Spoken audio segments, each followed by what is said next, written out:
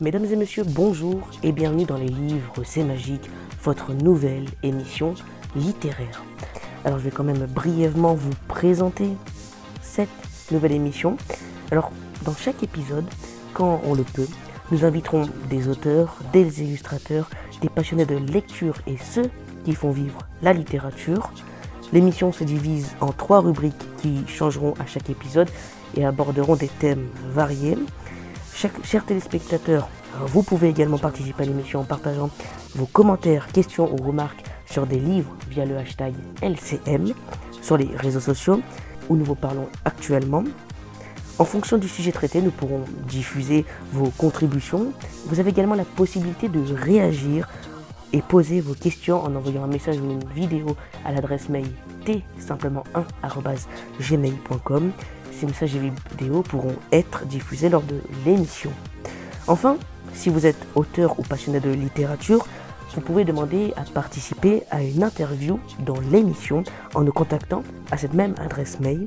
L'entretien pourra se faire en personne à la bibliothèque d'Hermillon sur notre studio ou par visioconférence selon le logiciel de votre choix. Aujourd'hui, dans votre première émission des livres C'est magique, voici ce qui vous attend. Pour commencer, nous ouvrirons l'émission avec notre rubrique de la page à l'écran. Nous y analyserons des livres récemment adaptés en film ou série, les réussites, les échecs et les annonces marquantes. Nous comparerons également l'œuvre originale à sa version à l'écran. Cette semaine, nous parlons de Dune, un roman culte publié en 1965. La nouvelle adaptation cinématographique signée Denis Villeneuve, sortie en 2021, a été un immense succès et la suite est sortie récemment en 2024. Ensuite, place à notre rubrique Perles oubliées. Une plongée dans des œuvres méconnues, des classiques tombés dans l'oubli ou des publications issues d'éditeurs indépendants.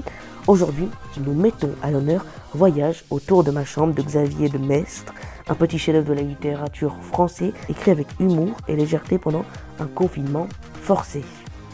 Enfin, nous clôturerons cette émission avec un moment spécial, notre toute première interview dans la rubrique L'encre et l'âme. J'aurai le plaisir d'accueillir Marine G, auteure sur les livres de catégorie jeunesse, une interview à ne pas manquer. Un programme riche en émotions et en découvertes. Restez avec nous, plongez dans l'univers enchanté de la littérature. Les livres nous donnent des ailes et aujourd'hui, on va voler ensemble vers des univers fascinants et merci d'être avec nous pour les livres C'est magique. Nous lançons notre rubrique de la page à l'écran où nous explorons les adaptations de livres au cinéma. Nous y analyserons les réussites, les échecs et comparerons le film au roman. Et aujourd'hui, pour cette première rubrique, nous nous intéressons à Dune, un roman culte publié en 1965, la récente adaptation cinématographique de Denis Villeneuve, sorti en 2021 et a rencontré un immense succès et la suite est sortie récemment en 2024.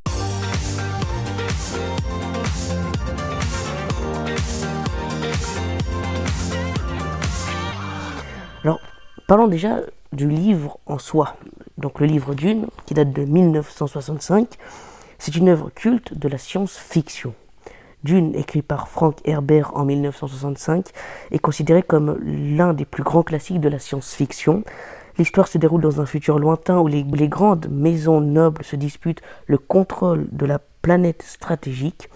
Au cœur de l'intrigue se trouve la planète désertique Arrakis, surnommée Dune, qui abrite une ressource essentielle, l'épice mélange. Cette substance permet non seulement de prolonger la vie, mais aussi de développer des capacités mentales exceptionnelles indispensables au voyage interstellaire.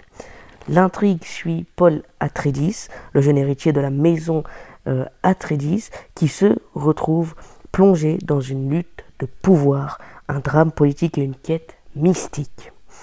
En affrontant des épreuves inimaginables, il évolue en tant que figure prophétique pour les Fremen, les habitants autochtones d'Arrakis, avec des thèmes complexes liés à l'écologie, à la religion, au pouvoir et à l'humanité.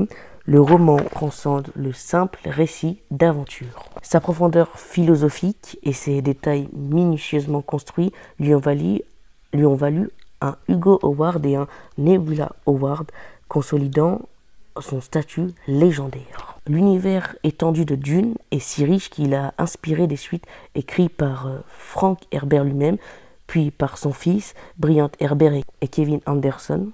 Le livre explore des relations humaines complexes et soulève des questions intemporelles sur la nature du leadership et de la responsabilité. Maintenant, parlons du film qui est sorti en 2021 et la suite qui est sortie en 2024, car c'est une réalisation visuelle éblouissante. L'adaptation cinématographique de Dune, réalisée par Denis Villeneuve, a marqué un tournant dans l'histoire des adaptations littéraires. Sorti en 2021, le premier volet de cette duologie a suscité une énorme attente et a été accueilli avec enthousiasme. Avec une équipe impressionnante, un casting de renom comprenant Timothée Chalamet, Zendaya, Rebecca Ferguson et Oscar Isaac, ainsi qu'une esthétique visuelle remarquable, le film a capturé l'essence épique de l'univers de Frank Herbert. Le film de 2021 couvre la première moitié du roman, explorant l'arrivée de la maison Atreides sur Akaris, la trahison par la maison Harkonnen et le début du voyage initiatique de Paul Atreides. La musique de Hans Zimmer a joué un rôle crucial en créant une atmosphère immersive. Cette première partie a été un succès critique et commercial, remportant plusieurs Oscars, notamment pour les effets visuels et les effets de son. On poursuit donc cette émission avec notre deuxième rubrique Perles oubliées, une plongée dans des œuvres méconnues, de classiques tombés dans l'oubli ou des publications issues d'éditeurs indépendants. Aujourd'hui, nous mettons à l'honneur Voyage autour de ma chambre de Xavier de Maistre, un petit chef-d'œuvre de la littérature française écrit avec humour et légèreté pendant un confinement forcé.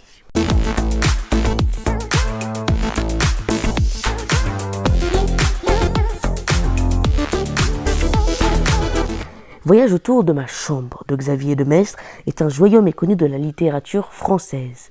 Écrit en 1794 dans des circonstances bien particulières, contraint à 42 jours d'enfermement pour avoir effreint les règles militaires, l'auteur transforme cette contrainte en une expérience littéraire unique. Ce récit est à la fois humoristique, introspectif et profondément original, invite le lecteur à explorer l'univers infini d'une simple chambre, relevant que l'évasion est avant tout une affaire d'esprit. Alors, pourquoi aujourd'hui on le considère comme un livre oublié ? Malgré sa finesse et son universalité, ce livre reste dans l'ombre d'autres œuvres du XVIIIe siècle. Sa légèreté, pourtant savamment orchestrée, a parfois été considérée comme secondaire face à des récits plus ambitieux ou grandiloquents. Pourtant, cette apparente simplicité masque une réflexion puissante sur la richesse intérieure et la capacité de l'être humain à trouver des merveilles dans l'ordinaire. De quoi parle ce livre ? Xavier de Maistre entreprend un voyage extraordinaire sans quitter sa chambre. Chaque objet du quotidien, un fauteuil, un tableau, un lit devient le point de départ d'une réflexion ou d'une rêverie. Ce voyage immobile est ponctué d'humour, d'autodérision et de digression philosophique, offrant un mélange savoureux entre légèreté et profondeur. L'auteur nous guide avec un style vivant et accessible, transformant des moments anodins en véritable aventure de l'esprit. Pourquoi faut-il lire Voyage autour de ma chambre ? Parce que Voyage autour de ma chambre, c'est un antidote à la monotonie et une célébration de l'imaginaire. Il nous apprend à ralentir, à observer et à redécouvrir le charme des choses simples dans un monde où tout semble tourner autour de la vitesse et de l'expansion. Ce livre offre une parenthèse apaisante et intemporelle, nous rappelant que la richesse de l'existence réside dans notre regard et notre capacité de rêver. Alors maintenant, les particularités de l'œuvre. Ce texte est remarquable par son ton ludique, presque espiègle, qui contraste avec des idées profondes sur le bonheur et la liberté intérieure. Loin des grands récits épiques ou de voyages exotiques, Xavier de Maistre prouve que l'aventure peut se trouver à portée de main dans un simple déplacement entre son lit et son fauteuil. Avec une plume élégante et un humour subtil, il transforme une expérience ordinaire en une œuvre littéraire intemporelle.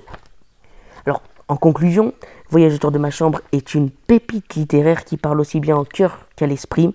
Il réinvente le concept de voyage en montrant que l'aventure ne dépend pas de la distance parcourue, mais de la profondeur de la réflexion. Ce livre, par son audace et sa simplicité, reste étonnamment moderne et universel. À une époque où tout va trop vite, cette œuvre est une invitation à faire une pause et à savourer l'instant présent. Et on va donc poursuivre et terminer cette première émission de Les Livres c'est magique avec une interview. J'ai le plaisir d'interviewer Marine G.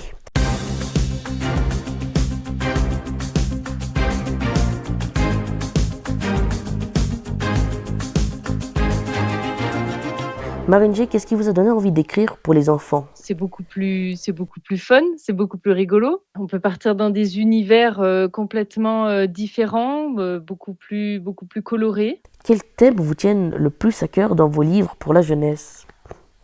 C'est très vaste, comme question. Moi, j'aime bien parler de tout. J'avoue que quand j'écris une histoire, je réfléchis pas à un thème. Je me dis pas: «Tiens, faudrait que j'écrive une histoire sur, telle émotion ou sur, tel truc». C'est plus, j'ai envie de raconter quelque chose, je le raconte et en général, après, plus tard, je me rends compte que finalement, dedans, bah, on retrouve quand même des valeurs qui reviennent comme, l'amitié, l'entraide, voilà, l'acceptation, plein de choses comme ça. Comment trouvez-vous l'inspiration pour vos histoires et vos personnages? Le simple Yes. fait de discuter avec des gens, d'observer un peu bah, les enfants, les gens qui nous entourent, moi je suis très inspirée, quand je fais des histoires sur la montagne par les paysages qui sont autour de chez moi. Travaillez-vous parfois avec des illustrateurs pour vos livres? Oui, je travaille avec d'autres auteurs, d'autres illustrateurs, donc ben, on peut retrouver dans la collection, les livres de Peter Paolo, qui est un auteur que j'ai rencontré et qui raconte, sa Provence, puisque lui, il vit dans le sud. Je travaille avec une autre auteure, voironnaise avec qui, j'aime beaucoup, travailler, c'est Nadia Septi, qui fait la série de L'inspecteur Leboeuf et puis plein d'autres encore.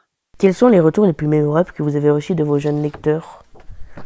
Les retours les plus mémorables, c'est que de temps en temps, je reçois des courriers et ça, j'avoue que c'est très touchant parce qu'à l'heure du numérique, de se dire que les gens, ils ont pris le temps de sortir une feuille, un crayon, de t'écrire une lettre et de te l'envoyer par la poste et ben, c'est vachement chouette.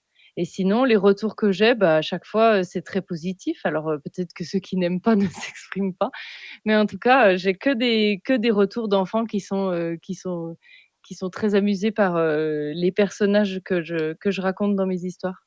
Quel est votre livre préféré parmi ceux que vous avez écrits et pourquoi? Oh, je les aime un peu tous, hein. Moi, ils me font toujours rigoler. Peut-être La Dent de l'ours parce que c'est le tout premier que j'ai écrit. Alors c'est pas le premier que j'ai publié, mais c'est le tout premier que j'ai écrit et c'est vraiment, bah, c'est ce qui m'a décidé c'est celui que je voulais vraiment, raconter, aux enfants, que je rencontre. Voilà. Selon vous, quels sont les ingrédients essentiels d'un bon livre pour la jeunesse? Moi, j'aime bien que ce soit un peu décalé et un peu rigolo, mais ça, c'est un choix, personnel. Comment choisissez-vous les messages ou les leçons à transmettre à travers vos récits? Heu, Moi, je raconte des histoires et en général, quand je relis l'histoire ou quand je la raconte à d'autres enfants, c'est plus souvent les autres qui me le font remarquer parce que moi, à force de travailler dessus, des fois, je le vois pas et puis j'avais pas forcément cet angle de vue. Mais, par exemple, j'ai l'histoire de Madeleine la marmotte qui parle beaucoup de cette petite marmotte en colère et comment faire pour dépasser cette colère. J'ai raconté l'histoire d'un petit lièvre qui a des oreilles que lui trouve démesurées, mais l'idée, c'était pas forcément de parler de la différence, c'était que ce lièvre avec des grandes oreilles, ça nous faisait, je trouvais ça mignon, je trouvais ça rigolo, ça avait une petite tête de doudou, ça parlait aux enfants. Merci Marine G d'avoir répondu à nos questions. C'est la fin de cette émission Les Livres, c'est magique. Vous pouvez réagir ou poser des questions avec le hashtag LCM. Si vous souhaitez également poser des questions par vidéo, vous pouvez nous les envoyer à notre adresse mail. Si vous êtes auteur ou passionné de lecture et que vous souhaitez participer à l'émission, vous pouvez également nous envoyer une demande par cette adresse mail et vous pourrez vous faire interviewer ici ou par visioconférence. Merci d'avoir été avec nous et à bientôt pour une prochaine émission de Les Livres, c'est magique.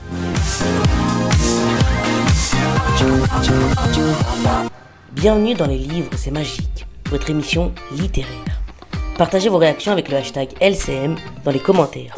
Envoyez-nous vos vidéos, vos messages ou vos questions à l'adresse mail t-simplement1@gmail.com. Auteur, passionné de lecture, envie de participer à l'émission en interview, en visioconférence ou sur notre plateau bibliothèque, contactez-nous à cette même adresse. Et bien sûr, posez vos questions en vidéo, même pour la rubrique Que lire ce week-end. Les livres c'est magique, là où chaque page devient une aventure.